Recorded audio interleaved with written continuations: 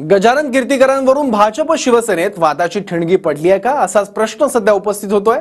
गजानन कीर्तीकरांनी अमोल कीर्तीकरांचं कौतुक करत आपल्याच पक्षाला घरचा आहेर दिला होता। दरम्यान त्यानंतर भाजप नेत्यांनी कीर्तीकरांवर टीका केली होती। मात्र भाजप नेत्यांच्या टीकेला अडसूळ यांनी प्रत्युत्तर दिलंय, पाहूयात।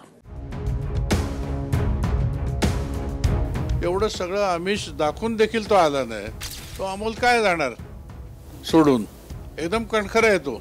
विरोध आपल्या मुलाला त्या ठिकाणी खासदार म्हणून निवडून आणायचं अशा प्रकारचा पूर्वनियोजित कट होता। कारवाई करावी, तुमची हिंमत असेल तर करून दाखवा। मी पण एक शिवसेनेचा नेता आहे। शिंदेच्या शिवसेनेचे नेते गजानन कीर्तीकरांनी अमोल कीर्तीकरांबाबत केलेल्या वक्तव्यानंतर नव्या वादाला तोंड फुटलंय। गजानन कीर्तीकरांच्या वक्तव्यानंतर महायुतीच्या नेत्यांनी थेट गजानन कीर्तीकरांवर टीकास्त्र डागलंय। आशिष शेलार आणि प्रवीण दरेकरांनी काही प्रश्न उपस्थित करत गजानन कीर्तीकरांवर कारवाईची मागणी केली होती।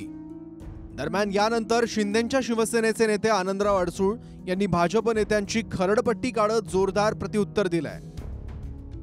एकनाथ शिंदेंकडून उमेदवारी मिळवायची, अमोल कीर्तीकर समोर गजानन कीर्तीकर उमेदवार राहतील, दुसरा कोणी उमेदवार नसेल आणि विड्रॉवलच्या वेळेला गजानन कीर्तीकर फॉर्म विड्रॉ करणार आणि बिनविरोध आपल्या मुलाला त्या ठिकाणी खासदार म्हणून निवडून आणायचं अशा प्रकारचा पूर्वनियोजित कट होता, असा माझा स्पष्ट आरोप आहे। आम्हाला त्या पक्षाचे घटक मानता की नाही हे तर सांगा आमच्या पक्षाला। कारवाई करावी, तुमची हिंमत असेल तर करून दाखवा। मी पण एक शिवसेनेचा नेता आहे। आम्ही बोलत नाही तोपर्यंत काहीच बोलत नाही, बोलायला लागलो तर कोणाला सोडत नाही। चुकीच्या गोष्टी आम्ही सहन करत नाही, ऐकून घेत नाहीये, हे मात्र तितकंच सत्य आहे। आनंदराव अडसूळ एक ज्येष्ठ नेते आहेत, त्यांनी अशा प्रकारे एका पक्षात राहून संशयास्पद वाटेल अशा प्रकारची भूमिका घेणं हे त्या ठिकाणी योग्य नाही आहे। मला वाटतं आनंदराव अडसूळांनी त्या ठिकाणी खूप आहे ते बोलून दाखवावं आणि त्यांचं काय आहे हे महाराष्ट्रातल्या जनतेला माहीत आहे। त्यांनी आता नको त्या विषयाला हात घालू नये, तर त्यांना त्रासाचं होईल। महाराष्ट्रात लोकसभेची रणधुमाळी सुरू असताना गजानन कीर्तीकरांनी प्रचाराच्या मैदानात उतरत लेकाविरोधात दंड थोपटले होते। मात्र कीर्तीकरांनी राज्यातील शेवटच्या टप्प्यानंतर अमोल कीर्तीकरांचे गोडवे गात आपल्याच पक्षाला घरचा आहेर दिला। अमोलला शिवसेनेत एकनाथ शिंदेनी ऑफर दिली होती या म्हणून, मी सांगितलं होतं चल म्हणून, पण तो निष्ठावंत आहे, त्यांनी अजिबात सांगितलं नाही मी येणार पण नाही म्हणून।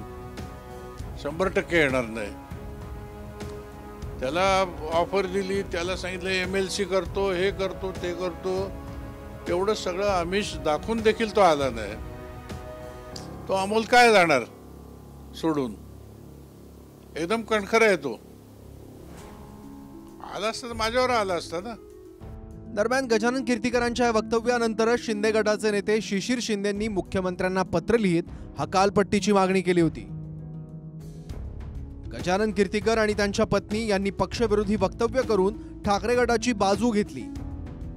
मतदानाच्या दिवशी गजानन कीर्तीकरांच्या पत्नीनं मुख्यमंत्र्यांचा एकेरी उल्लेख केला। गजानन कीर्तीकरांचा खासदार निधी अमोल यांनी प्रचारासाठी आणि विकास कामांसाठी वापरला। अमोल हे गजानन कीर्तीकर यांच्या कार्यालयातून कारभार करत होते, यामुळे ठाकरे गटाला फायदा झाला। गजानन कीर्तीकरांचे उद्योग पक्षाला बदनाम करतायत। गजानन कीर्तीकरांना मातोश्रीवर लोटांगण घालण्याची घाई झाली आहे। मातोश्रीचे लाचार श्री होणाऱ्यांना पक्षातून त्वरित बाहेरचा रस्ता दाखवावा। गजानन कीर्तीकरांची पक्षातून त्वरित हकालपट्टी करावी आणि त्यांना निरोपाचा नारळ द्या। गजाभाऊंनी काल जे काही प्रकारची वक्तव्य केली ही एक शिवसैनिक म्हणून मला चीड आणणारी वाटली, मला चीड आली। आणि दुसरं असं शिवसैनिकांच्या मनात संभ्रम निर्माण करणारी ही वक्तव्य आहेत। मला काय मातोश्रीकडून काय मिळवायचं आयुष्यात आणि एकनाथ शिंदेकडून काय मिळवायचं असं काही नाही राहिलेलं, पण विचारपूर्वक सोडलेली आहे। हा पक्षांतर्गत विषय आहे, हा चव्हाट्यावरती मांडायचा नसतो। बोलावं तर माणसाने पुराव्यानिशी बोलावं। आरोपासाठी आरोप, अरे ही वेळ नाही आरोपाची। एक तर तुम्ही महायुतीमध्ये आहात, याची कुठेतरी एक जाण ठेवा की आपण आपल्यावर टीका करतो आहोत। अजिबात मी होऊ देणार नाही। आणि अशा चुकीच्या कारवाया कोणाच्या तर बोलण्यावरून सांगण्यावरून होणार असतील तर आम्हाला पण विचार करावा लागेल. दरम्यान या सर्व प्रकरणावर मुख्यमंत्री एकनाथ शिंदे यांनी देखील प्रतिक्रिया दिली आहे. गजानन कीर्तीकरांनी दिलगिरी व्यक्त केली असून पक्ष त्यांच्याबाबतचा निर्णय घेईल असं स्पष्टीकरण शिंदेंकडून देण्यात आलं. कीर्तीकरांनी माझ्याशी काल संपर्क केला होता. त्यांनी माझ्याशी बोलणं त्यांचं झालेलं आहे आणि त्यांनी दिलगिरी व्यक्त केलेली आहे. त्यानंतर आणखी पुढचं जे काय करायचं तो पक्ष निर्णय घेईल. गजानन कीर्तीकरांनी केलेल्या वक्तव्यामुळे राज्यात चांगलंच राजकारण रंगतंय. त्यामुळे गजानन कीर्तीकरांबाबत पक्ष काय निर्णय घेतो हे पाहणं आता महत्त्वाचं असेल. Bureau report TV9 Marathi.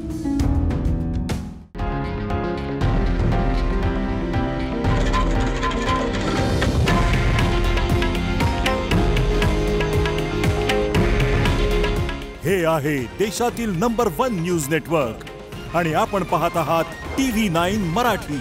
काळजी तुमची, हित महाराष्ट्राचं.